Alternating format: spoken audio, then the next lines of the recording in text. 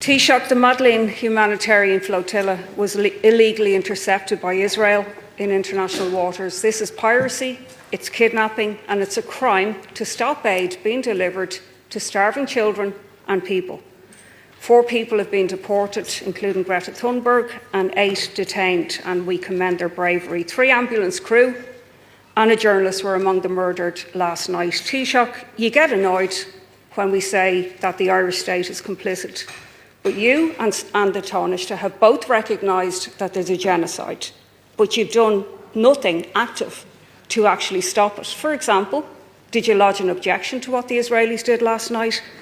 Would you agree, for example, would the Irish Navy go over and try to deliver humanitarian aid? Well, you're shaking your head. What else should they be doing as a neutral country, only trying to take part in humanitarian endeavours like that? If 12 activists can go on a ship, how could a professional navy not do that? Will you ask the EU? And will you commend the march to Gaza? Your time is up. That's taken place. Excuse me, Deputy.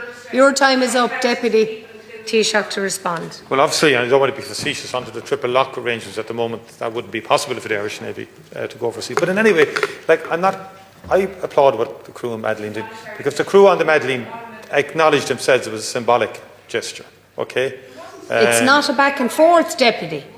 Look, we, as the King of Jordan said to me at the weekend, we need trucks and trucks and trucks of aid, not drops.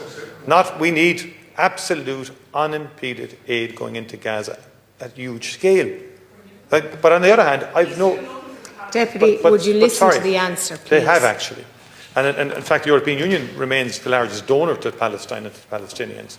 Apart from all that, I think the international community, particularly the EU-Israeli Association Agreement, is something we have to focus on. I think that would have impact.